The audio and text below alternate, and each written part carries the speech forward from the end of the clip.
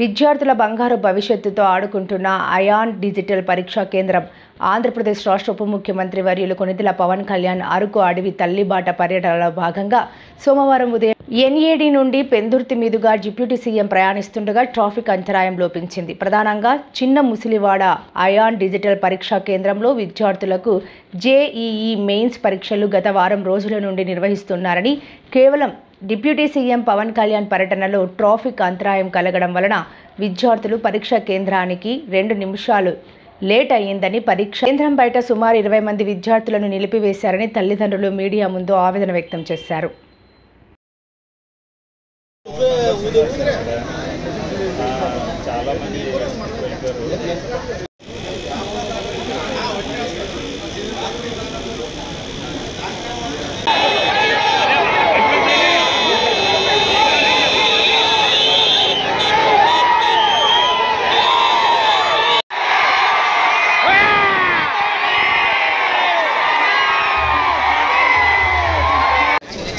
Exam రాయడానికి చిన్న ముసిడివాడలో రాయడానికి వచ్చాను.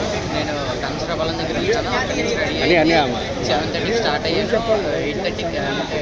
8:30 కల్లా రిపోర్టింగ్ టైమ్. కానీ నేను ఇక్కడికి ఎన్ఈడి నుంచి ఇక్కడికి వచ్చేసరికి నియర్లీ 40 మినిట్స్ టైం పట్టేసింది. అది ఎందుకని చూస్తే పవన్ కళ్యాణ్ గారు సడన్గా ప్రోగ్రామ్ పెట్టుకొని వైజాగ్ వస్తున్నాను అన్నారు. అందువల్ల మాకు 2 మినిట్స్ లేట్ అయింది. 8:30కి రిపోర్టింగ్ టైం అయితే నేను వచ్చింది 8:32కి. కరెక్ట్గా 8:32 అయినా ఎంత రిక్వెస్ట్ చేసినా లోపలికి పంపించలేదు. అతను పంపించలేదు అంటే ఎంత రిక్వెస్ట్ చేసినా ఇంకా అసలు పంపించట్లేదు.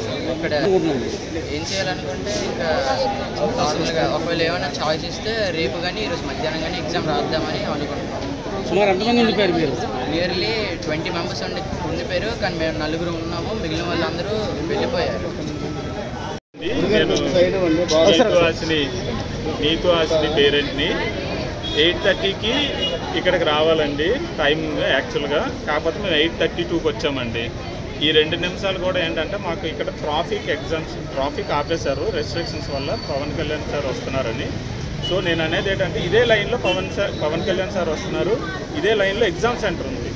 సో పోలీసులు ఎక్కడికక్కడ ట్రాఫిక్ రూల్స్ పాటించి వాళ్ళ పేరెంట్స్ కానీ ట్రాఫిక్ కామన్ పీపుల్ అందరిని ఆపేశారు. సో ఇప్పుడు పిల్లలకి ఎగ్జామ్ సెంటర్కి ఎంటర్ అవ్వడానికి 2 నిమిషాలు తేడా వచ్చింది. 2 నిమిషాలు సెంటర్కి తేడా రావడం వల్ల వీళ్ళు సెంటర్లోకి అలౌ చేయలేదు. సో ఈ రోజు కానీ ఎగ్జామ్ రాయకపోతే 1 ఇయర్ వీళ్ళకి భవిష్యత్తు పాడైపోతుంది. సో నేను అనేది ఏంటంటే ఈ రోజు ఉంది ఎగ్జాము, ఈరోజు ఆఫ్టర్నూన్ ఉంది, మళ్ళీ రేపు ఉంది.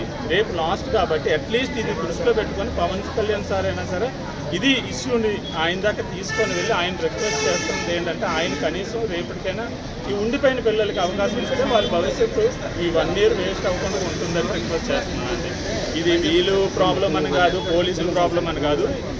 ఈ సిస్టమ్ పొలిటికల్గా ఆయన రావడం, ఈ లైన్లోనే ఆయన వెళ్ళడం కూడా ఇదే లైన్లో సెంటర్ ఉండడం వల్ల ట్రాఫిక్ ఆంక్షల వల్ల లేట్ అయిపోయాం తప్ప కావాలని లేట్ అయ్యిందేం కాదండి.